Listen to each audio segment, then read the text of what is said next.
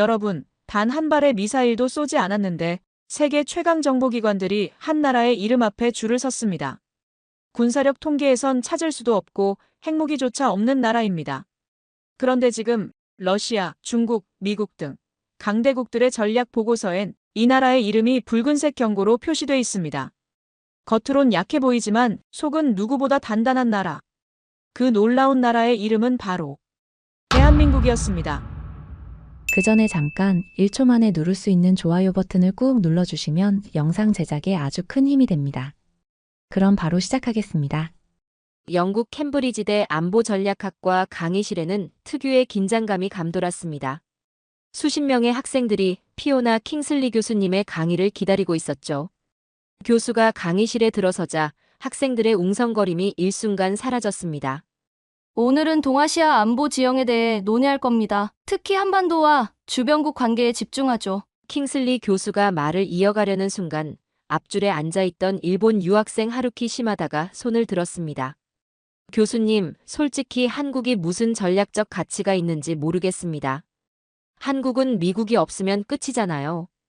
강의실이 순간 얼어붙었습니다. 마이클 제퍼슨이 고개를 절레절레 저었고 한국계 미국인 엘리자리는 얼굴이 붉어졌습니다.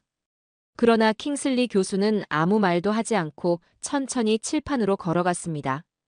교수님, 제 말이 틀렸나요? 시마다가 물었습니다. 킹슬리 교수는 여전히 침묵한 채 칠판에 두 단어를 크게 써내려갔습니다. 스트래티직 미스캘큘레이션, 전략적 오판. 여러분, 오늘 예정된 강의는 잠시 미루겠습니다. 대신 국제안보 커뮤니티가 수십 년간 저질러온 가장 큰 실수에 대해 이야기해 보려 합니다. 그의 목소리는 차분했지만 강의실 전체를 지배했습니다. 시마다군, 당신의 발언은 우연히도 오늘 내가 다루려는 주제와 딱 맞아떨어지는군요. 교수는 노트북을 열고 프로젝터에 화면을 띄웠습니다. 학생들은 긴장된 표정으로 그를 주시했습니다. 이 강의는 오늘부로 내용이 바뀝니다. 제목은 세계는 한국을 오판했다. 강대국들이 뒤늦게 깨달은 전략적 재앙입니다. 엘리자가 곧바로 반응했습니다. 교수님, 무슨 뜻이신가요? 교수는 잠시 침묵했습니다. 그리고 천천히 고개를 들어 학생들을 바라보았습니다. 당신들은 모두 국제안보의 미래를 공부하는 사람들입니다. 하지만 세계 안보 지형을 완전히 바꿔놓을 국가 하나를 지금까지 제대로 보지 못했죠? 한국 말씀이신가요? 마이클이 물었습니다. 정확합니다. 오늘 여러분에게 공개할 정보들은 일반에 잘 알려지지 않은 내용들입니다. 만약 지금 이 자리에 앉아있는 여러분이 언젠가 세상을 움직일 인물이라면 반드시 기억해 두십시오. 여러분은 오늘 한 국가의 숨겨진 실체를 처음으로 마주하게 될 겁니다. 학생들은 긴장감 속에서 조용히 고개를 끄덕였습니다. 시마다의 얼굴에는 여전히 의심의 기색이 역력했습니다. 그럼 시작하겠습니다. 우선 여러분이 한국에 대해 알고 있다고 생각하는 모든 것을 잊으세요. 특히 그들의 군사력과 방위산업, 그리고 국가 안보 전략에 관해서는요. 킹슬리 교수는 화면에 자료를 띄웠습니다. 비밀해제 표시가 있는 문서들이었습니다. 오늘 여러분은 세계가 어떻게 한 국가의 진정한 힘을 완전히 오판했는지 알게 될 겁니다. 그리고 그 오판이 앞으로 국제 질서에 어떤 영향을 미칠지도요. 킹슬리 교수는 잠시 화면을 응시하다가 학생들을 향해 고개를 돌렸습니다. 그의 표정에는 평소와 다른 긴장감이 역력했습니다. 여러분, 이제 제가 여러분에게 공개할 자료는 극도로 민감한 정보입니다. 제 경력과 신변에 위협이 될 수도 있는 내용이죠. 학생들 사이에서 작은 동요가 일었습니다. 킹슬리 교수는 노트북의 파일을 클릭했고 곧 러시아어가 섞인 영어 음성이 강의실에 울려 퍼졌습니다. 내 이름은 체르노프. 러시아 해외정보국 소속이다. 이 파일이 공개되면 난 위험해질 것이다. 하지만 세계는 진실을 알아야 한다. 목소리에 약간의 떨림이 느껴졌습니다. 지치고 무거운 톤이었지만 결연한 의지가 담겨 있었습니다. 한국은 우리가 알고 있던 그 한국이 아니다. 그들의 군사 능력에 대한 모든 평가는 완전히 잘못되었다. 한국은 필요하다면 7일 이내에 핵무기를 만들 수 있다. 우리는 완전히 잘못 보고 있었다. 시마다는 비웃듯 코웃음을 쳤습니다. 말도 안 됩니다. 한국이 그렇게 강하다면 지금까지 왜 숨겨왔을까요? 킹슬리 교수는 그를 날카롭게 쳐다보았습니다. 심하다군. 웃긴가요? 당신 나라가 제일 먼저 당할 수도 있을 텐데요. 녹음은 계속되었습니다. 한국의 방위 산업은 겉으로 보이는 것과 전혀 다르다. 그들은 우리에게 보여주고 싶은 것만 보여주었다. 실제 능력은 최소 15년에서 20년까지 앞서 있다. 엘리자의 눈이 커졌습니다. 교수님, 이게 사실인가요? 러시아 정보기관의 평가라면. 사실입니다. 이 녹음은 6개월 전 제 개인 네트워크를 통해 입수했어요. 마이클이 의자에서 몸을 앞으로 기울였습니다. 그렇다면 한국은 왜 이런 능력을 숨겨왔나요? 억제력으로 사용할 수도 있었을 텐데요. 좋은 질문입니다. 체르노프의 설명을 좀 더 들어보죠. 음성 파일이 다시 재생되었습니다. 한국은 일본, 중국, 러시아와 달리 침략의 역사가 없는 국가다. 그들은 1000년 이상 침략을 당해왔을 뿐이다. 이런 역사적 배경이 그들의 전략을 형성했다. 그들은 과시하지 않는다. 필요할 때까지 숨기는 것이 그들의 방식이다. 킹슬리 교수는 잠시 파일을 멈추고 화면을 전환했습니다. 이번엔 한국의 방위산업 시설들을 보여주는 위성 사진과 도표들이 나타났습니다. 여러분, 이것은 우리가 알고 있던 한국 방위산업의 규모입니다. 그리고 이것은 교수는 다른 화면으로 전환했습니다. 체르노프가 제공한 실제 추정치입니다. 두 수치 사이에는 엄청난 차이가 있었습니다. 학생들은 충격에 빠진 듯 했습니다. 교수님, 이런 차이가 가능한가요? 어떻게 이런 규모의 산업을 숨길 수 있죠? 엘리자가 물었습니다. 가능합니다. 한국은 민간 기업들과 방위산업을 교묘하게 연결시켰어요. 삼성, 현대, LG와 같은 기업들이 일반 제품을 만드는 동시에 첨단 무기 시스템 개발에도 참여하고 있습니다. 이건 완벽한 위장이었죠. 시마다는 여전히 의심스러운 표정이었습니다. 증거가 더 필요합니다. 러시아 정보원 하나의 증언만으로는. 킹슬리 교수가 미소를 지었습니다.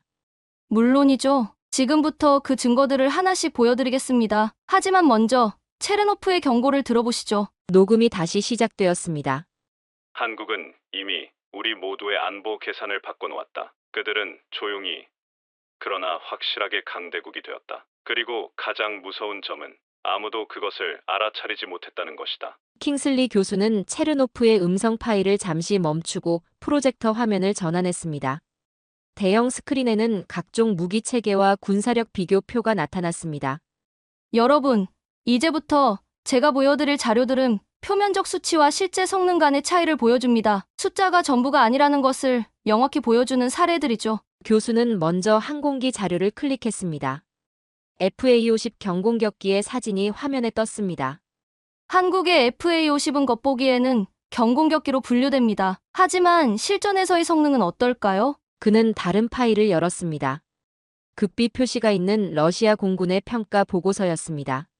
이것은 러시아 공군이 시리아 상공에서 FA-50의 성능을 분석한 보고서입니다. 그들의 결론은 놀랍습니다. FA-50은 미국의 F-16과 거의 동등한 전투 능력을 보여주었고 일부 작전 환경에서는 더 나은 성능을 발휘했습니다. 시마다가 손을 들었습니다. 교수님, 그건 아무리 봐도 과장된 평가입니다. 단순한 훈련기를 개조한 항공기가 어떻게? 과장이 아닙니다. 교수가 단호하게 말했습니다. 시스템 통합과 전자전 능력에서 FA-50은 예상을 훨씬 뛰어넘었어요. 가격은 F-16의 절반 수준이지만 성능은 80%에 달합니다. 이건 비용 대비 효율성의 극대화죠. 다음은 K9 자주포 영상이었습니다. 실제 전투 상황에서 촬영된 듯한 영상에서 K9은 3분 만에 여러 발의 포탄을 다른 위치에 정확히 착탄시켰습니다. K9 자주포의 발사, 이동, 재발사 시간을 보세요. 3분 만에 위치를 바꾸며 정확한 타격을 가합니다. 이런 신속성은 적의 대포병 레이더를 무력화시키죠. 교수는 계속해서 K2 전차의 기동 능력, KF-21 전투기의 스텔스 성능, 그리고 한국형 미사일 방어 체계의 요격 성공률 등을 보여주었습니다. 모든 자료에는 예상과 실제라는 두 개의 열이 있었고 실제 성능은 항상 예상을 크게 상회했습니다. 엘리자가 질문했습니다. 교수님, 이런 차이가 나는 이유는 무엇인가요? 좋은 질문입니다. 교수가 대답했습니다. 한국은 의도적으로 자신들의 무기, 체계 성능을 축소해서 발표했어요. 수출용 모델의 성능은 국내용보다 30에서 40% 정도 낮추어 제공했고 그마저도 필요한 최소한의 정보만 공개했죠. 마이클이 끼어들었습니다. 그렇다면 실제 성능을 아는 사람은 없었던 건가요? 정확합니다. 러시아 정보요원 체르노프의 보고서를 다시 들어볼까요? 녹음이 재개되었습니다. 이건 중간 국가의 수치인데 실제론 최상위 전투력입니다. 한국은 뭔가 숨기고 있는 나라입니다. 그들은 자신들의 능력을 의도적으로 과소평가하도록 유도했습니다. 그리고 우리 모두가 그 함정에 빠졌죠. 킹슬리 교수는 화면을 다시 전환했습니다. 이번에는 한국의 국방 예산 분석 자료였습니다. 보세요. 공식적으로 한국의 국방비는 GDP의 2.7% 정도입니다. 하지만 이 수치에는 민간 기업의 R&D 중 군사적으로 활용 가능한 부분, 예비군 체계 유지 비용, 그리고 국가 인프라의 군사적 활용 가치가 포함되어 있지 않습니다. 실질적인 군사력 창출 능력은 GDP의 약 4.5%에 해당하죠. 시마다는 여전히 의심스러운 눈빛이었습니다. 그렇다 해도 중국이나 미국과는 비교할 수 없지 않습니까? 킹슬리 교수가 고개를 끄덕였습니다. 절대적 규모는 물론 차이가 있습니다. 하지만 전략적 효율성은 다른 문제예요. 한국은 비대칭 전력을 극대화했습니다. 적의 약점을 정확히 공략하는 능력, 즉 정밀 타격과 전자전, 네트워크 중심 전쟁에 모든 자원을 집중했죠. 교수는 화면에 새로운 차트를 띄웠습니다. 주요국 군사력 효율성 지수라는 제목이 붙어 있었고 한국은 놀랍게도 3위를 차지하고 있었습니다.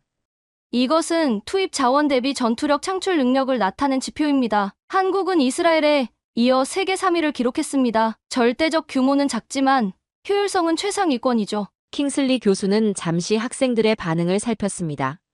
대부분 충격을 받은 듯했고 심하다조차 생각에 잠긴 표정이었습니다. 여러분, 국제 안보를 연구할 때 가장 위험한 것이 바로 숫자만 보는 것입니다. 숫자 너머의 실체를 보는 눈을 길러야 합니다. 한국은 그 완벽한 사례죠. 킹슬리 교수는 노트북에서 새로운 파일을 열었습니다. 이번에는 극비 표시가 더 굵게 찍혀 있었습니다. 그의 표정이 한층 더 진지해졌습니다. 이제부터 공개할 내용은 한국의 현대전 능력에 관한 것입니다. 특히 AI 기반 전장 관리 시스템, 드론 네트워크, 그리고 특수부대의 실전 능력에 관한 자료죠. 교수는 먼저 복잡한 네트워크 구조를 보여주는 도표를 화면에 띄웠습니다. 중앙에는 킹스파이더라는 코드명이 보였습니다. 이것은 한국이 개발한 AI 기반 실시간 지휘 체계입니다. 기존의 C4I 시스템과는 차원이 다른 능력을 갖추고 있죠. 이 시스템은 전장의 모든 요소를 실시간으로 연결하고 수천 개의 변수를 동시에 분석해 최적의 작전 방안을 제시합니다. 다음 화면에는 시뮬레이션 영상이 나타났습니다. 가상의 전투 상황에서 킹스파이더 시스템이 적의 동향을 예측하고 대응책을 제시하는 장면이었습니다. 이 시스템은 과거 전투 데이터와 적국의 전술 패턴을 학습했습니다. 실전에서는 적의 다음 행동을 약 78% 정확도로 예측할 수 있죠. 미국의 유사 시스템보다 약 15% 높은 수치입니다. 엘리자가 놀란 표정으로 물었습니다. 어떻게 그런 높은 정확도가 가능한가요? 한국의 특수한 상황 때문입니다. 그들은 70년 이상 북한과 대치하며 방대한 정보를 수집했죠. 또한 민간 AI 기술을 군사 영역에 신속하게 적용했고요. 삼성과 네이버 같은 기업들의 AI 연구 성과가 군사 분야로 빠르게 전환되었습니다. 다음으로 교수는 드론 편대에 관한 영상을 보여주었습니다. 수백 대의 소형 드론이 마치 한 생명체처럼 움직이며 목표물을 공격하는 장면이었습니다. 이것은 한국의 벌떼 드론 체계입니다. 개별 드론은 저가이지만 네트워크로 연결되면 어떤 방공망도 포화시킬 수 있습니다. 각 드론은 다른 드론이 파괴되면 자동으로 임무를 인계받아 수행하죠. 시마다가 의아한 표정으로 물었습니다. 그런 기술은 중국도 가지고 있지 않나요? 유사한 기술은 있지만 한국의 시스템은 완전 자율적입니다. 통신이 차단되어도 임무를 수행할 수 있죠. 또한 각 드론의 인공지능은 전투 상황에서 학습하며 적응합니다. 이건 중국이나 러시아의 시스템과는 근본적인 차이가 있습니다. 교수는 야간 작전 영상을 재생했습니다. 특수부 대원들이 완전한 어둠 속에서도 유령처럼 움직이며 목표물을 제압하는 장면이었습니다. 이것은 한국 특전사의 실전 훈련 영상입니다. 미 해군 SEAL보다 빠르고 정확했습니다. 그들의 움직임은 마치 어둠과 하나가 된 듯했죠. 영상에서는 특수부 대원들이 첨단 장비를 활용해 건물에 침투하고 목표물을 정확히 식별해 제압하는 모습이 담겨 있었습니다. 모든 동작이 완벽하게 조율되어 있었습니다. 교수는 영상을 멈추고 학생들을 바라보았습니다. 이제 질문하겠습니다. 이게 방어용 시스템처럼 보이나요? 교실은 침묵에 빠졌습니다. 마이클이 천천히 고개를 저었습니다. 아닙니다. 분명 공격 능력을 위한 시스템들입니다. 정확합니다. 교수가 대답했습니다. 한국은 단순한 방어를 넘어 적극적 억제 전략으로 전환했습니다. 공격당하면 몇 배의 응징을 가할 수 있는 능력을 갖추는 것이죠. 다시 체르노프의 녹음이 재생되었습니다. 그들의 특수부대와 첨단 장비는 우리의 예상을 완전히 뛰어넘었다. 우리는 한국인들이 이런 수준의 첨단 작전을 수행할 수 있을까? 라고 의심했다. 그것이 우리의 가장 큰 실수였다. 킹슬리 교수는 잠시 숨을 고르더니 이어서 말했습니다. 한국은 수십 년간 북한의 비대칭 위협에 대응하기 위해 자신만의 비대칭 전력을 키워왔습니다. 그들은 강한 적을 어떻게 무력화할 것인가에 모든 전략적 사고를 집중했고 그 결과 세계 최고 수준의 특수전 능력과 사이버전 능력을 갖추게 되었죠. 시마다는 여전히 의심스러운 표정이었지만 이전보다는 진지하게 듣고 있었습니다. 교수님, 한국이 이런 능력을 가졌다면 왜 지금까지 공개적으로 과시하지 않았을까요? 킹슬리 교수는 미소를 지었습니다. 전략적 모호성이라는 개념을 들어봤나요? 한국은 자신의 진짜 능력을 드러내지 않음으로써 전략적 유연성을 확보했습니다. 적들이 한국의 실제 능력을 모르게 하는 것, 그것이 가장 큰 전략적 이점이었죠. 킹슬리 교수는 잠시 물을 마시고 다음 화면으로 넘어갔습니다. 이번엔 비핵 억제력이라는 제목의 슬라이드였습니다. 이제 가장 중요한 부분으로 넘어가겠습니다. 한국이 어떻게 핵무기 없이도 핵보유국들에 대한 억제력을 확보했는지에 관한 내용입니다. 교수는 화면에 한국의 미사일 능력 도표를 띄웠습니다. 현무2, 현무3, 현무4로 이어지는 미사일 발전사와 함께 사거리와 정확도가 표시되어 있었습니다. 한국은 미사일 개발에 집중적인 투자를 해왔습니다. 특히 주목할 부분은 정확도입니다. 현무사 미사일의 원형 오차는 겨우 1에서 2m에 불과합니다. 이는 핵탄두 없이도 적의 지휘부나 중요 시설을 정확히 타격할 수 있다는 의미죠. 다음 슬라이드에는 SLBM 잠수 한발 사탄도 미사일의 사진이 있었습니다. 이것은 한국이 개발한 SLBM입니다. 도산 한창호급 잠수함에서 발사 가능하며 사거리는 약 2000km로 추정됩니다. 핵탄두를 장착하지 않았지만 초정밀 타격 능력으로 적의 핵시설이나 지휘부를 무력화할 수 있습니다. 엘리자가 손을 들었습니다. 교수님, 그래도 핵무기의 파괴력과는 비교할 수 없지 않나요? 좋은 질문입니다. 교수가 대답했습니다. 물론 단일 타격의 파괴력은 핵무기에 미치지 못합니다. 하지만 한국의 전략은 다릅니다. 그들은 다중정밀 타격이라는 개념을 발전시켰습니다. 수백 개의 미사일로 적의 핵 사용 능력을 무력화하는 거죠. 다음 화면에는 극초음속 미사일에 관한 자료가 나타났습니다. 마하 5 이상의 속도로 비행하는 미사일의 궤적이 표시되어 있었습니다. 한국은 러시아나 중국보다 늦게 극초음속 미사일 개발을 시작했지만 놀라운 속도로 따라잡았습니다. 현재 개발 중인 현무5는 마하 8의 속도로 비행할 수 있으며 어떤 미사일 방어 시스템도 요격할 수 없습니다. 마이클이 끼어들었습니다. 하지만 교수님, 결국 핵무기가 없다면 억제력에 한계가 있지 않을까요? 핵보유국이 핵으로 위협한다면. 바로 그 질문을 기다리고 있었습니다. 교수가 미소를 지으며 대답했습니다. 한국의 전략은 핵 없는 핵 억제 전략입니다. 적이 핵을 사용하면 한국은 첨단 재래식 무기로 적의 지휘부와 권력 중심부를 완전히 제거할 능력을 갖추고 있습니다. 이건 핵 억제와는 다른 형태의 억제력이지만 효과는 유사합니다. 교수는 다음 슬라이드로 넘어갔습니다. 전략적 마비 작전 개념도였습니다. 한국은 적국의 지휘 통제 시스템, 전력망, 통신망을 동시에 마비시키는 능력을 갖추고 있습니다. 이 능력은 사이버 공격, 전자전, 정밀 타격의 조합으로 이루어집니다. 적국의 핵 지휘 체계를 무력화하는 거죠. 시마다가 반박했습니다. 그래도 핵 없이는 강대국을 억제할 수 없습니다. 결국 한국은 미국의 해구산에 의존하고 있잖아요. 킹슬리 교수가 고개를 저었습니다. 오히려 더 위험합니다. 핵 없는 핵보유국이란 말이 뭔지 압니까? 한국은 7일 이내에 핵무기를 만들 수 있는 능력을 갖추고 있습니다. 플루토늄 재처리 기술, 고농축 우라늄 기술, 미사일 기술 모두 확보했죠. 다만 실제로 만들지 않을 뿐입니다. 체르노프의 녹음이 다시 재생되었습니다. 한국은 언제든 핵무기를 만들 수 있지만 그들은 더 현명한 선택을 했다. 그들은 공격하지 않고도 상대를 무릎 꿇리는 전략을 선택했다. 이것이 우리가 범한 가장 큰 오판이다. 우리는 핵무기가 없는 국가를 과소평가했다. 킹슬리 교수는 화면을 끄고 교실에 불을 켰습니다. 학생들의 얼굴에는 충격과 경외감이 뒤섞여 있었습니다. 여러분, 한국의 접근법은 국제안보 이론을 다시 쓰게 만듭니다. 그들은 핵무기라는 극단적 수단 없이도 강대국들과 전략적 균형을 이룰 수 있다는 것을 증명했습니다. 그렇다면 한국은 왜 이런 능력을 공개적으로 과시하지 않나요? 엘리자가 물었습니다. 전략적 모호성이라는 개념을 다시 생각해보세요. 당신이 가진 카드를 모두 보여주면 협상력이 떨어집니다. 한국은 자신의 진짜 능력을 숨김으로써 더 큰 전략적 유연성을 확보했습니다. 마이클이 고개를 끄덕였습니다. 마치 포커 게임에서 자신의 패를 드러내지 않는 것과 같군요.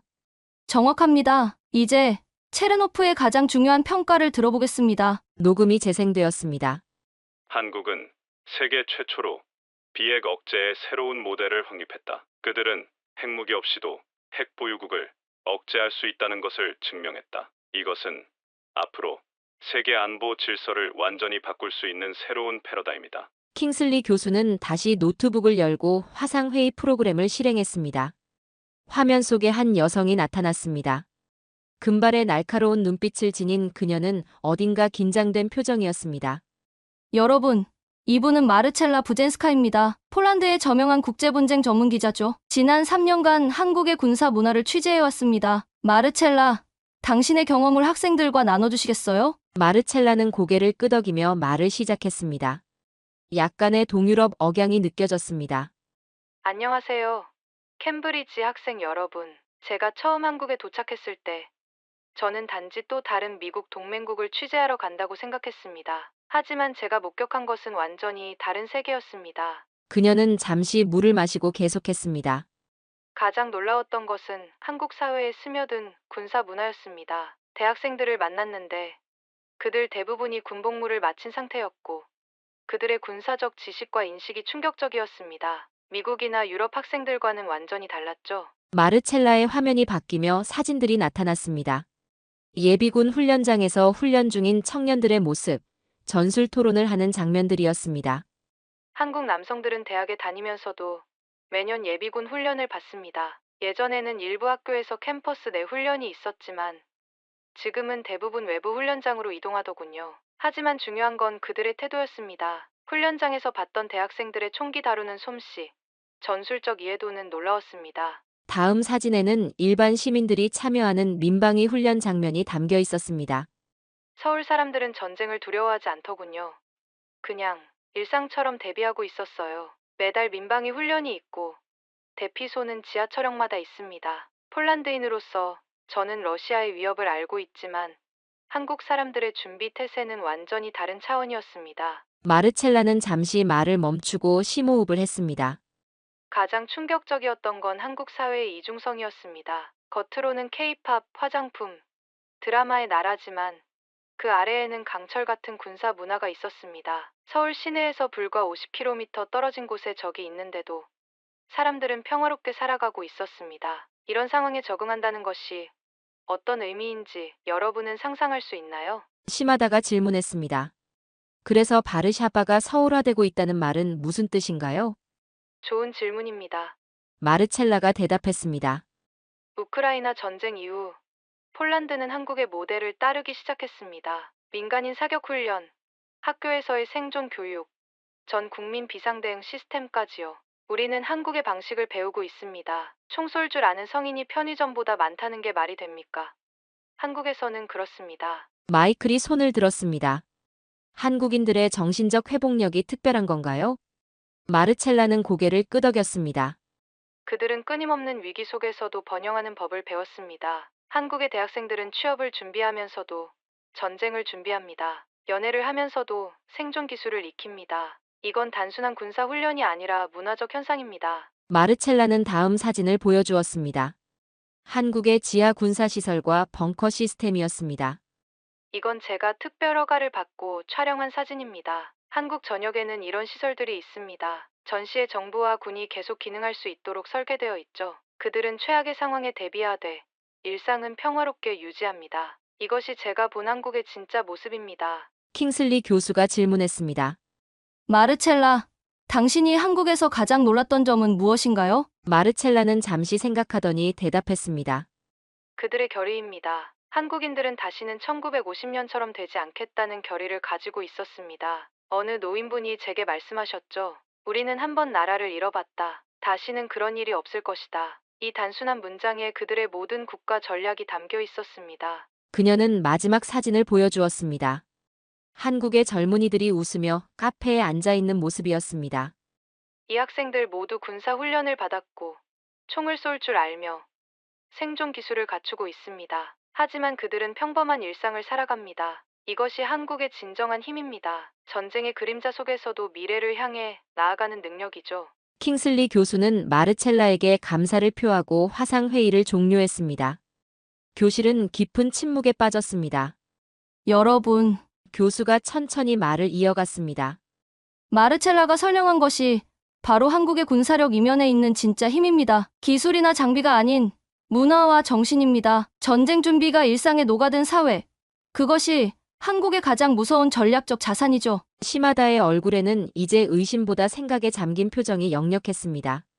엘리자는 자부심 가득한 표정으로 고개를 끄덕였고 마이클은 필기를 멈추고 깊은 생각에 빠져 있었습니다.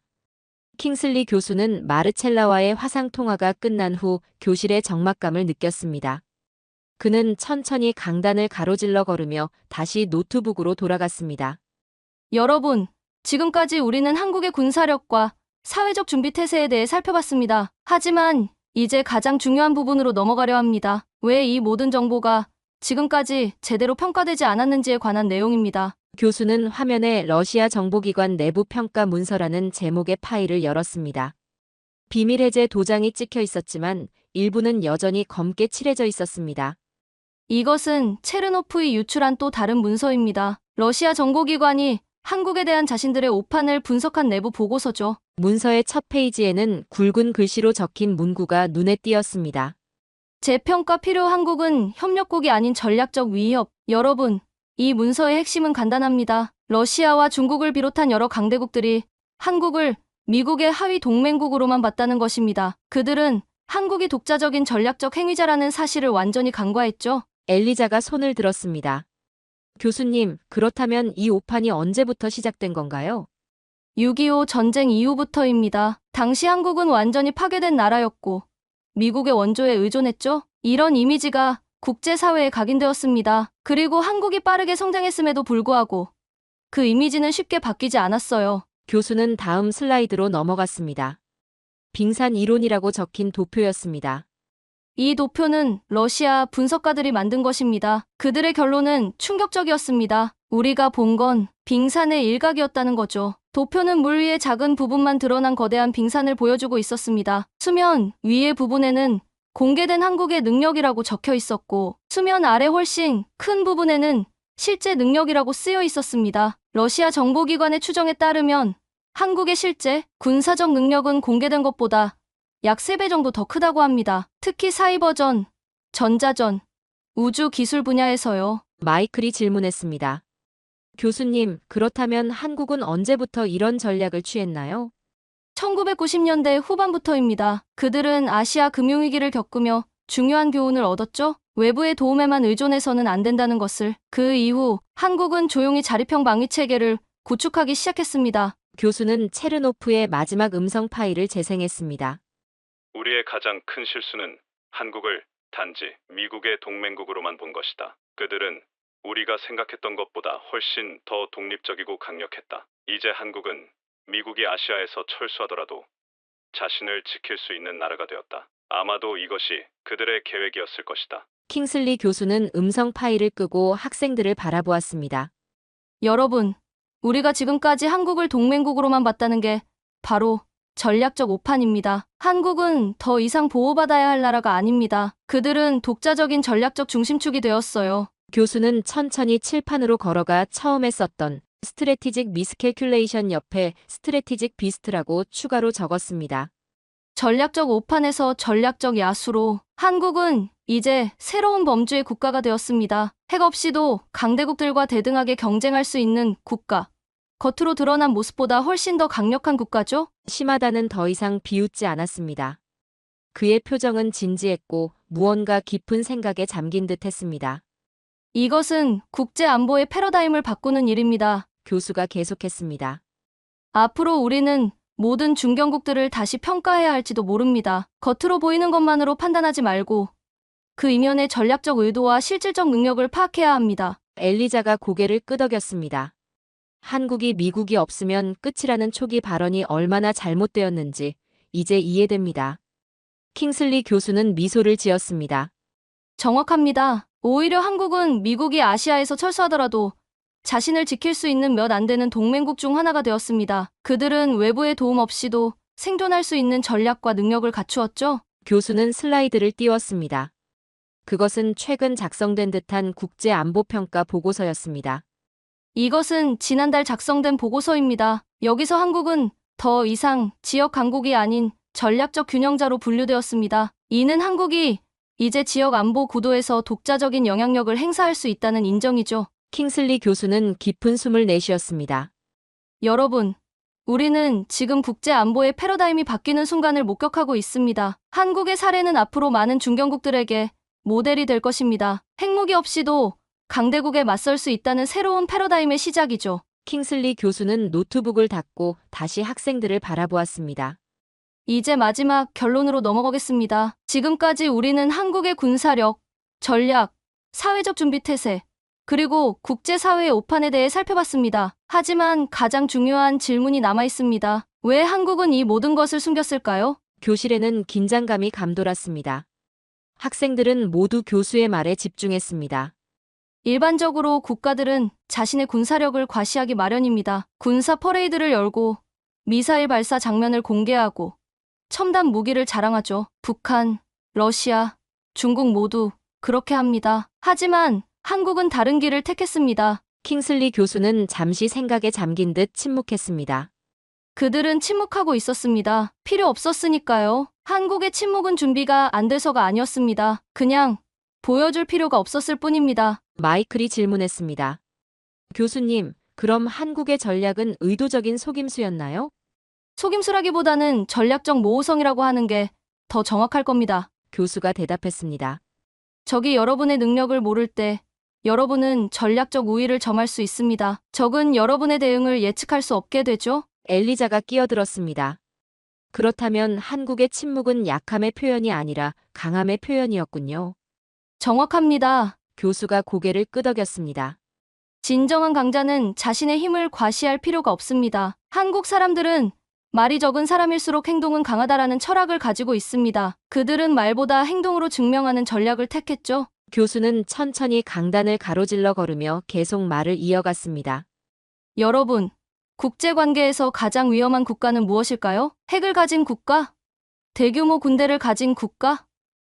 아니요. 가장 위험한 국가는 우리가 제대로 평가하지 못한 국가입니다. 한국은 수십 년간 자신의 진정한 능력을 숨겨왔고 그 결과 세계는 그들을 과소평가했습니다. 시마다가 마침내 입을 열었습니다. 교수님, 그렇다면 일본도 한국을 오판했다는 말씀이신가요? 킹슬리 교수는 시마다를 바라보며 천천히 고개를 끄덕였습니다. 네. 일본도 마찬가지입니다. 사실 일본은 한국을 가장 심각하게 오판한 국가 중 하나죠. 역사적인 우월감이 객관적인 평가를 방해했습니다. 하지만 최근 일본 내부에서도 이런 인식이 바뀌고 있어요. 이번 학기에 읽었던 도쿄대학의 논문을 기억하나요? 잠자는 호랑이 일본의 전략적 오산과 한국의 부상이라는 제목의 논문이요. 시마다는 조용히 고개를 끄덕였습니다. 그의 표정은 진지했고 초기의 오만한 태도는 완전히 사라졌습니다. 교수는 다시 전체 학생들을 향해 말했습니다. 여러분, 이것이 바로 국제안보 연구의 핵심입니다. 우리는 항상 표면 아래에 있는 것을 봐야 합니다. 공식 발표, 퍼레이드, 무기 전시회는 종종 실제 능력을 반영하지 않습니다. 진정한 강자는 침묵 속에서 준비합니다. 킹슬리 교수는 다시 슬라이드를 띄웠습니다. 그것은 한국의 전략에 관한 분석이었습니다. 한국인들에게는 숨은 고수라는 개념이 있습니다. 겉으로는 드러내지 않지만 실력이 뛰어난 사람을 의미하죠. 한국은 이 철학을 국가 전략으로 삼았습니다. 그들은 묵묵히 정진하며 자신들의 힘을 소리 없이 그러나 깊고 확실하게 키워왔습니다. 교실에는 깊은 침묵이 흘렀습니다. 시마다도 고개를 숙였습니다. 강의실 전체가 정적에 잠겼습니다. 이것으로 오늘 강의를 마치겠습니다. 다음 주에는 원래 계획된 강의로 돌아가겠습니다. 하지만 여러분, 오늘 배운 교훈을 잊지 마세요. 국제 안보에서 가장 위험한 실수는 다른 나라를 과소평가하는 것입니다. 특히 조용히 준비해온 나라를요. 킹슬리 교수는 마지막으로 칠판에 쓰인 단어들을 가리켰습니다. 스트래티직 미스캘큘레이션과 스트래티직 비스트. 세계는 한국을 오판했습니다. 그리고 그 오판의 대가는 앞으로 수십 년간 국제 질서에 영향을 미칠 것입니다. 전략적 야수가 잠에서 깨어났고 더 이상 누구도 한국을 예전처럼 볼 수 없을 것입니다. 위기 속에도 당당한 대한민국. 2025년 현 시점. 세계 경제는 사상 최악의 사태를 맞이하고 있습니다. 미국 트럼프 대통령의 관세 정책이 전 세계를 뒤흔들며 주요 수출국들의 경제는 마비됐고 각 나라 항구들은 멈췄으며 세계 공장들은 줄줄이 셔터를 내리고 있습니다. 그런데 이 대혼란 속에서도 단 한 나라만큼은 절대 흔들리지 않고 있었습니다. 바로 대한민국입니다. 그리고 미국 최고 하버드대 국제경제학 교수 찰스 킹덤. 그가 말하는 위기 속에도 당당한 대한민국. 지금 시작합니다. 하버드 국제경제학과 강당. 300명의 학생들로 가득 찬 이 공간에 찰스 킹덤 교수가 등장하자 긴장감이 전기처럼 흘렀습니다. 킹덤 교수는 냉철한 현실주의자라는 별명으로 불리며 그의 날카로운 경제 분석은 학생들 사이에서 두려움의 대상이었습니다. 킹덤 교수는 강단에 서자마자 리모컨을 들어 대형 스크린을 켰습니다. 스크린에는 충격적인 세계 언론 헤드라인들이 연달아 나타났습니다. 트럼프 관세 폭탄으로 세계 경제 초토화, 중국발 공급망 대란, 독일 자동차 공장 전면 셧다운, 일본 수출 30년 만에 최저치 기록. 세계 경제는 지금 이 순간에도 무너지고 있습니다. 강대국들의 정책이 빚어낸 결과죠. 킹덤 교수의 냉철한 목소리가 강의실을 압도했습니다. 그의 눈빛은 학생들을 꿰뚫어보고 있었습니다. 그때 맨 앞줄에서 중국 유학생 리샤오가 갑자기 손을 번쩍 들었습니다. 베이징 대학 수석 졸업생으로 알려진 리샤오는 항상 도전적인 질문으로 유명했습니다. 교수님, 전 세계가 트럼프 관세에 허덕이고 있는데 한국이라고 뭐 다르겠습니까? 중국의 도움 없이는 하루도 버틸 수 없는 나라 아닙니까? 리샤오의 도발적인 목소리에 강의실 전체가 얼어붙었습니다. 학생들이 킹덤 교수의 반응을 보기 위해 고개를 돌렸습니다. 일본 도쿄대 출신의 사카모토가 기회를 놓치지 않고 재빨리 끼어들었습니다. 한국은 원자재 수입도 중국에 의존하고 기술력은 일본을 따라가기 바쁘지 않습니까? 그런 나라가 어떻게 살아남을 수 있겠습니까? 킹덤 교수의 눈빛이 날카롭게 번쩍였습니다. 강의실 전체가 숨을 죽였습니다.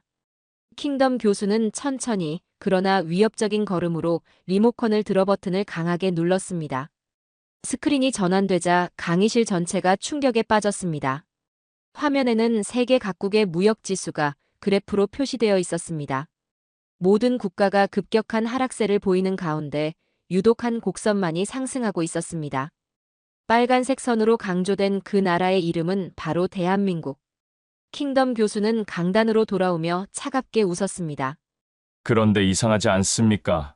모두가 무너질 때 유독 흔들리지 않은 나라가 있었습니다. 그 이름은 대한민국입니다. 강의실 전체가 얼어붙었습니다. 리샤오는 당황한 표정으로 자리에 주저앉았고 사카모토는 황급히 안경을 고쳤으며 그래프를 다시 확인했습니다. 킹덤 교수는 강단에 서서 학생들의 충격받은 표정을 하나하나 즐기듯 바라보았습니다. 오늘 여러분들은 세계 경제의 새로운 법칙을 배우게 될 겁니다. 이제부터 제가 여러분의 지식 체계를 완전히 뒤집어 놓겠습니다. 준비됐습니까? 강의실의 침묵을 깨고 리샤오가 다시 자리에서 벌떡 일어났습니다. 그의 얼굴은 당혹감에서 분노로 바뀌고 있었습니다. 교수님, 잠깐만요. 그건 일시적 현상일 뿐입니다. 한국, 중국 없이는 못 움직입니다. 부품, 원자재, 가공, 전부 중국 아니면 안 되는 구조죠. 중국이 멈춘다면 한국도 끝입니다. 리샤오의 목소리는 확신에 차 있었습니다. 강의실에 다시 긴장감이 감돌았습니다. 중국 유학생들은 동조하듯 고개를 끄덕였습니다. 사카모토도 용기를 얻은 듯 손을 들었습니다. 맞습니다, 교수님. 한국의 대중국 의존도는 세계 최고 수준이었습니다. 반도체 소재도 일본과 중국에 의존하고 있었습니다. 이런 상황에서 어떻게 살아남았다는 겁니까? 불가능합니다. 킹덤 교수는 두 학생의 도전을 예상이라도 한 듯 미소를 지었습니다. 그는 천천히 강단 중앙으로 걸어 나왔습니다. 그의 눈빛에는 이미 승리를 확신하는 빛이 있었습니다. 그건 예전 이야기입니다. 교수의 단호한 한마디에 강의실이 다시 조용해졌습니다. 그는 리모컨을 들어 다음 슬라이드를 보여주었습니다. 화면에는 한국의 공급망 다변화 전략 도표가 나타났습니다. 지난 5년간 한국은 차이나일 전략을 철저히 실행했습니다. 베트남, 인도, 인도네시아로 공급망을 다변화했죠. 스크린에 베트남 하노이와 인도 첸나이에 있는 한국 기업들의 첨단 공장 이미지가 연달아 떠올랐습니다. 그 옆에는 원자재 수입국 비중 변화 그래프가 함께 표시되었습니다. 2020년 한국의 중국 의존도는 25%였습니다. 하지만 지금은 단 14%로 대폭 감소했습니다. 특히 반도체 소재의 국산화율은 5년 전 38%에서 현재 67%로 급증했죠. 리샤오의 얼굴이 점점 굳어갔습니다. 킹덤 교수는 자료를 하나씩 제시하며 그의 주장을 무너뜨려 나갔습니다. 게다가 한국은 미국과의 직접 교역을 대폭 확대했습니다. 반도체, 2차 전지, 바이오 헬스 분야에서 말이죠. 미국이 관세 폭탄을 던질 때 한국은 이미 핵심 산업을 미국 시장에 확고히 자리 잡게 했습니다. 킹덤 교수는 뒤돌아서서 스크린을 가리켰습니다. 이번에는 한국의 위기 대응 시스템 도표가 나타났습니다. 한국은 5년 전부터 중국 리스크를 예상하고 생존 구조를 만들어낸 유일한 나라입니다. 단순한 우연이 아닙니다. 철저한 계획이었죠. 리샤오는 더 이상 반박할 말을 찾지 못했습니다. 그때 뒷자리에서 미국 학생 제이든이 손을 들었습니다. 교수님, 어떻게 한국은 그런 위험을 미리 예측할 수 있었던 겁니까? 킹덤 교수의 입가에 승리의 미소가 번졌습니다. 좋은 질문입니다. 한국은 역사적으로 항상 강대국 사이에서 생존해야 했습니다. 그래서 위기 감지 능력이 다른 나라보다 뛰어나죠. 한국무역협회와 코트라는 5년 전부터 차이나 리스크 시나리오를 작성했고 정부와 기업이 함께 대응책을 마련했습니다. 교수는 다음 슬라이드로 넘어갔습니다. 스크린에는 세계 각국 정부의 위기 대응 속도를 비교한 그래프가 나타났습니다. 한국이 압도적으로 1위였습니다. 다른 나라들이 무역 위기에 대해 토론하고 있을 때 한국은 이미 실행에 옮기고 있었습니다. 이것이 바로 대한민국의 차별점입니다. 리샤오는 더 이상 아무 말도 하지 못한 채 자리에 앉았습니다. 강의실에는 다시 경외감이 가득한 침묵이 흘렀습니다. 리샤오가 침묵하자 사카모토가 다시 자리에서 일어났습니다. 그의 얼굴에는 여전히 자신감이 넘쳐 보였습니다. 교수님, 한국이 무역을 버텼다 해도 일본은 해양 강국입니다. 요코하마, 오사카, 고베. 우리도 강합니다. 물류와 해운에서는 일본이 아시아를 주도해왔죠. 사카모토의 말에 일본 유학생들이 고개를 끄덕였습니다. 그는 자신감 있게 계속 말을 이어갔습니다. 한국의 부산항 하나가 우리 전통적인 해양 네트워크를 따라올 수 있을까요? 일본은 수백 년간 해양 강국이었습니다. 이건 그래프 하나로 바뀔 수 있는 역사가 아닙니다. 킹덤 교수는 사카모토의 말을 끝까지 듣고 나서야 천천히 리모컨을 들었습니다. 그의 표정에는 승리를 예감한 미소가 스쳐 지나갔습니다. 바다가 있는 게 중요한 게 아닙니다. 스크린이 전환되었습니다. 이번에는 한국의 부산항 모습이 화면에 가득 펼쳐졌습니다. 완전 자동화된 크레인들이 컨테이너를 정확하게 움직이는 모습이 보였습니다. 그 바다를 어떻게 설계했는가가 차이를 만듭니다. 스크린은 다시 전환되어 부산항의 자동화 시스템과 세계 주요 항만의 자동화율을 비교하는 그래프가 나타났습니다. 한국은 물동량의 75%를 부산항에 집중시키는 전략을 택했습니다. 그 결과 무엇이 달라졌을까요? 교수는 다음 슬라이드를 보여주었습니다. 세계 항만별 자동화율과 24시간 운영 효율성 비교 차트였습니다. 부산항의 자동화율은 83%, 24시간 컨테이너 처리 속도는 일본의 요코하마항보다 37% 빠릅니다. 팬데믹 당시 고베항과 요코하마항의 물동량은 각각 32%, 41% 감소했습니다. 하지만 부산항은 단 7%의 감소에 그쳤습니다. 사카모토의 얼굴이 굳어졌습니다. 그는 자신의 안경을 고쳤으며 불안한 기색을 감추려 했습니다.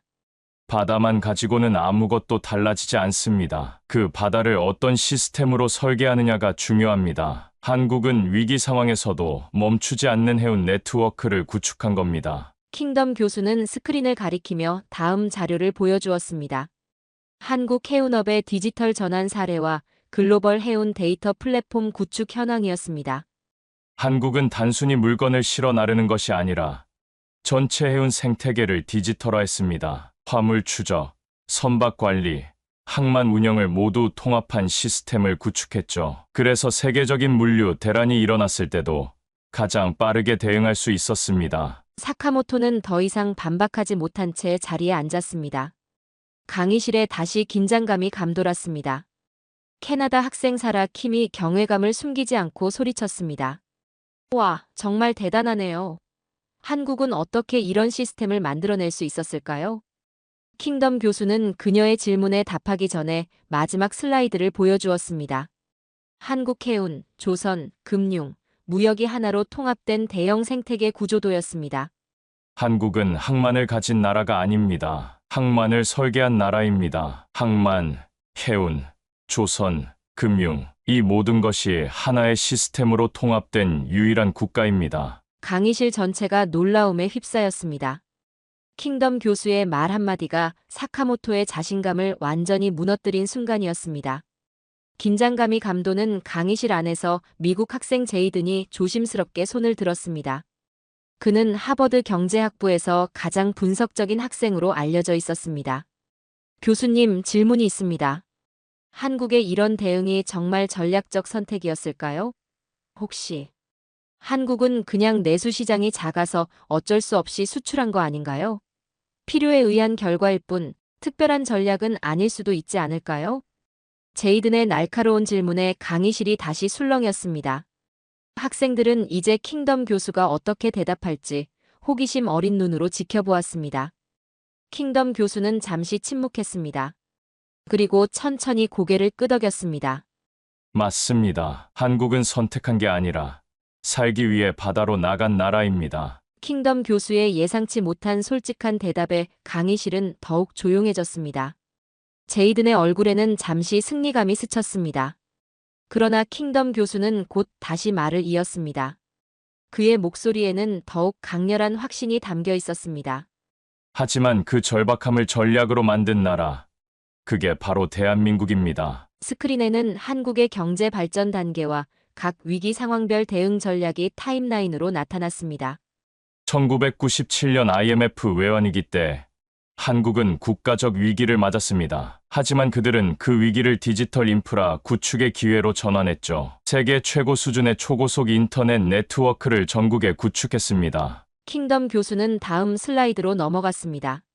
2008년 글로벌 금융위기 때는 한국은 무역금융 지원을 확대하고 해외 시장 다변화에 나섰습니다. 그 결과 위기 이후 3년 만에 수출이 2배로 증가했죠. 제이드는 귀에 깊게 듣고 있었습니다. 그의 표정이 점점 진지해졌습니다. 2019년 일본의 수출 규제에 직면했을 때는 반도체 소재의 국산화를 가속화했습니다. 불과 2년 만에 핵심 소재의 자급률을 70%까지 높였죠. 킹덤 교수는 잠시 멈추고 강의실 전체를 둘러보았습니다. 여러분, 운명이 전략이 되려면 선택과 집중이 필요합니다. 한국은 자신의 약점을 정확히 알고 그것을 극복하기 위한 국가적 역량을 집중시켰습니다. 이것이 바로 위기를 기회로 바꾸는 한국의 국가 DNA입니다. 그의 말에 강의실 전체가 경청하고 있었습니다. 제이든도 고개를 끄덕이며 킹덤 교수의 설명에 납득한 듯 했습니다. 한국은 숙명적 상황에서 전략적 선택을 했습니다. 그리고 그 선택이 오늘날 세계 경제의 흐름을 바꾸고 있는 겁니다. 킹덤 교수의 철학적인 한마디가 강의실에 깊은 울림을 남겼습니다. 킹덤 교수는 잠시 숨을 고른 뒤 스크린을 전환했습니다. 이번에는 세계 주요국들의 경제 충격 상황이 한눈에 들어오는 표가 나타났습니다. 이제 세계가 어떻게 흔들렸는지, 그리고 한국은 어떻게 그 흔들림을 이겨냈는지 구체적으로 살펴보겠습니다. 교수는 한 걸음 더 강단 앞으로 나와 학생들의 시선을 사로잡았습니다. 독일의 자동차 공장들이 연달아 셧다운되었습니다. 일본의 전자부품 수출은 30%나 격감했죠. 베트남은 공장 가동률이 65%로 떨어졌고, 방글라데시의 의류 수출은 거의 붕괴 수준이었습니다. 스크린에는 각국의 경제적 타격을 보여주는 충격적인 뉴스 화면들이 흘러나왔습니다. 텅 빈 공장들, 운행을 멈춘 컨베이어 벨트, 실직자들의 긴 줄. 이건 단순한 무역 전쟁이 아닙니다. 신뢰가 무너진 시대입니다. 킹덤 교수의 말은 무거운 울림을 남겼습니다. 학생들은 숨소리조차 내지 않고 집중했습니다. 글로벌 공급망이 무너지자 모든 국가들이 자국 우선주의를 택했습니다. 하지만 한국은 달랐습니다. 스크린이 바뀌며 한국의 대응 전략을 보여주는 도표가 나타났습니다.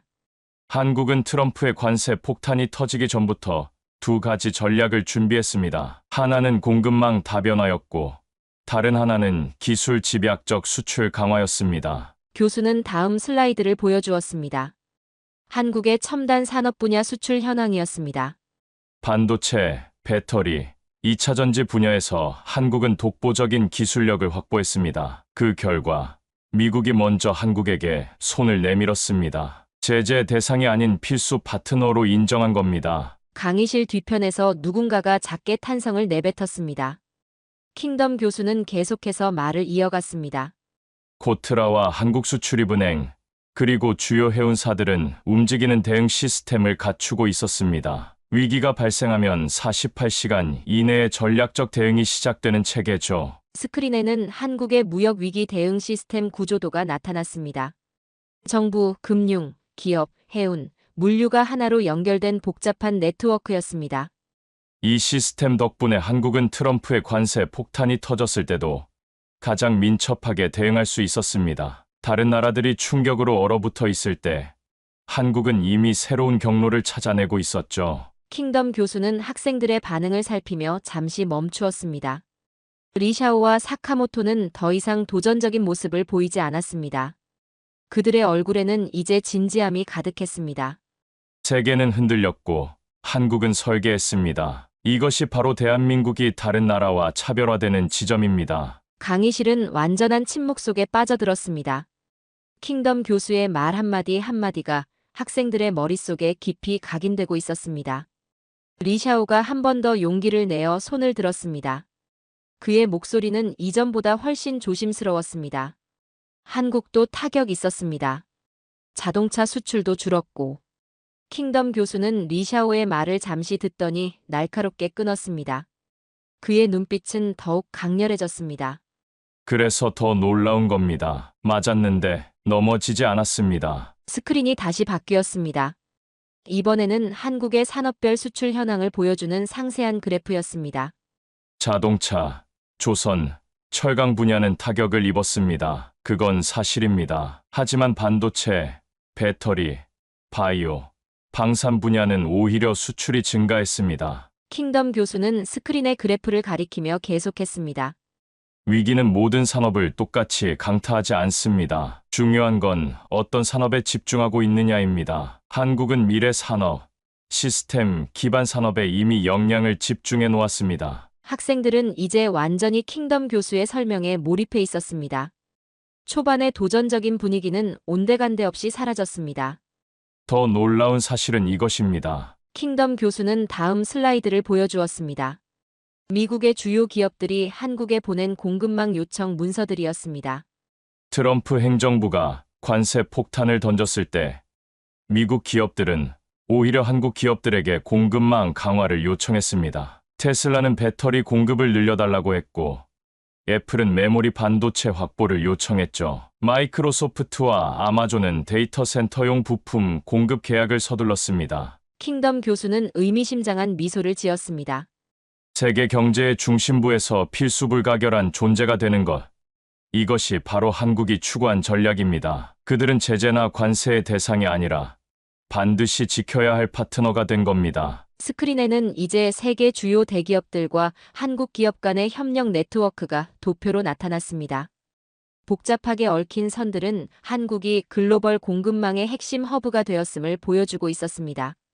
여러분, 이것은 우연이 아닙니다. 한국은 세계가 무너질 때를 대비해 필수 파트너 전략을 수립했습니다. 그들은 제재나 무역 분쟁의 대상이 아니라 글로벌 경제의 중추 신경이 되기로 결정했던 겁니다. 제이든이 다시 손을 들었습니다.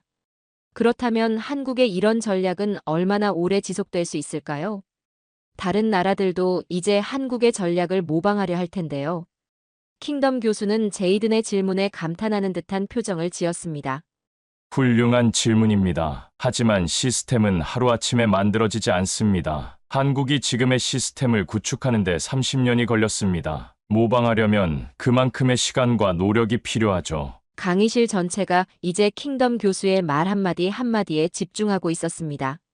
그들의 눈에는 새로운 세계 경제 질서를 발견한 놀라움이 가득했습니다. 킹덤 교수는 순간적으로 분위기를 전환시켰습니다. 그의 얼굴에는 이제 더 깊은 통찰을 나누려는 표정이 어려 있었습니다. 이제 한국의 진짜 비밀에 대해 이야기해 보겠습니다. 교수는 리모컨을 들어 스크린을 전환했습니다. 화면에는 한국형 해양 시스템의 구조도가 나타났습니다. 부산항을 중심으로 조선업, 해운, 금융, 무역 네트워크가 하나로 연결된 복잡한 생태계였습니다. 한국은 항만을 가진 나라가 아닙니다. 항만을 설계한 나라입니다. 킹덤 교수의 목소리는 더욱 힘이 실렸습니다. 학생들은 그 어느 때보다 집중하고 있었습니다. 항만, 해운, 조선, 금융, 이 모든 것이 하나의 시스템으로 통합된 유일한 국가입니다. 스크린에는 이제 세계 주요 해양 강국들의 해운, 조선, 금융 연계 지수가 나타났습니다.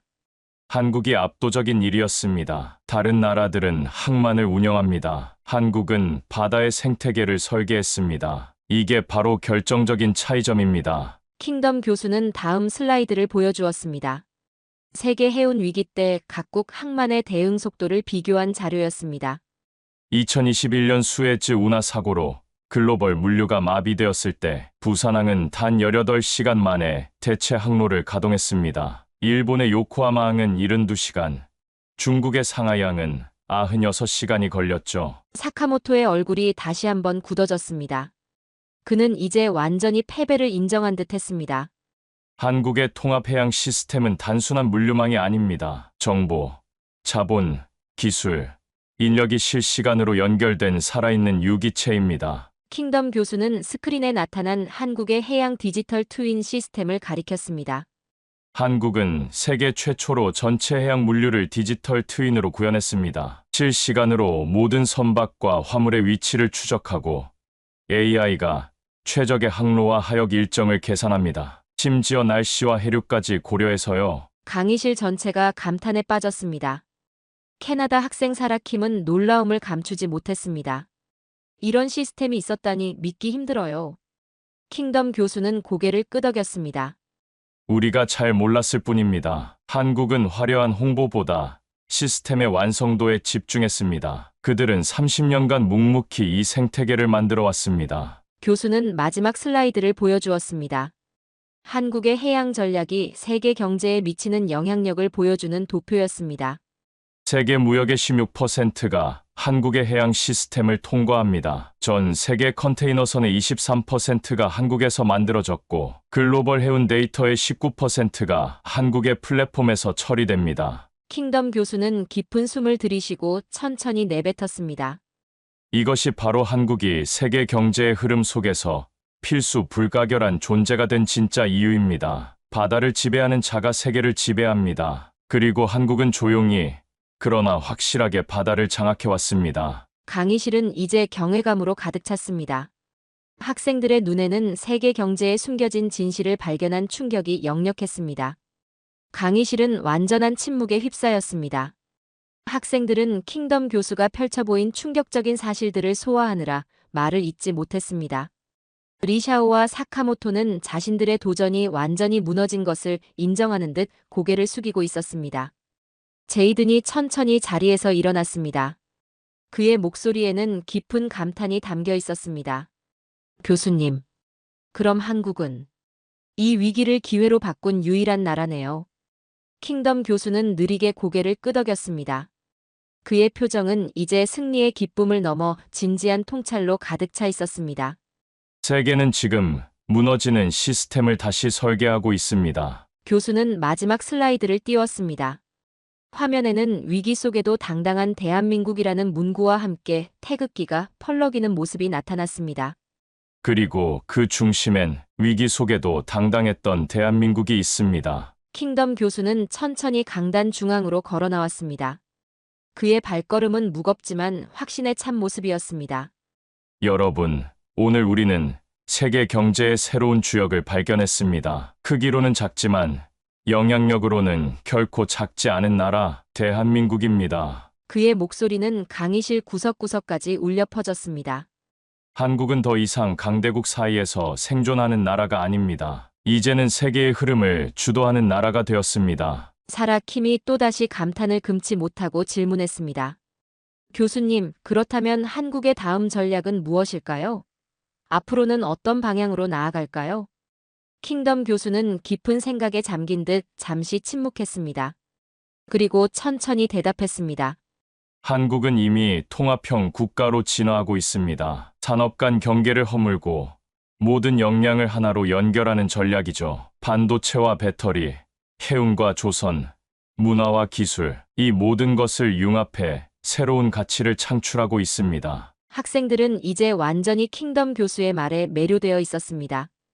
그들의 눈에는 세계 경제를 새롭게 이해한 깨달음이 빛나고 있었습니다. 여러분, 이제 세계는 변화의 기로에 서 있습니다. 과거의 질서는 무너지고 있고 새로운 질서가 형성되고 있습니다. 그리고 그 변화의 중심에서 한국은 조용하지만 확실한 영향력을 발휘하고 있습니다. 킹덤 교수는 마지막으로 이날의 강의를 정리했습니다. 위기 속에서도 당당했던 나라, 흔들림 없이 자신의 길을 걸어온 나라, 그리고 이제는 세계의 방향을 바꾸고 있는 나라, 그 이름은 대한민국입니다. 강의가 끝난 후 학생들은 쉽게 자리를 뜨지 못했습니다. 그들은 서로 흥분된 목소리로 토론을 이어갔고 여러 명이 킹덤 교수에게 추가 질문을 하기 위해 줄을 섰습니다. 리샤오와 사카모토는 어색한 표정으로 강의실을 나서며 작은 목소리로 대화를 나누었습니다. 우리가 알던 세계가 아닌 것 같아. 그러게.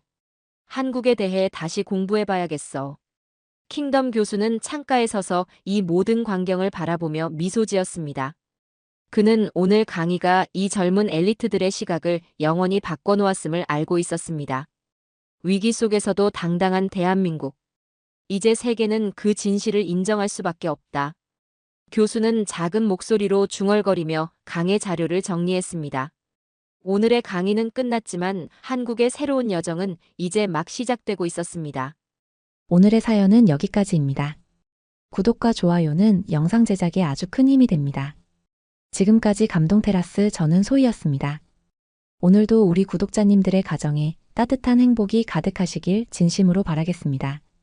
긴 영상 끝까지 시청해주셔서 정말 감사합니다. 내일 더 좋은 이야기로 찾아뵙겠습니다. 감사합니다.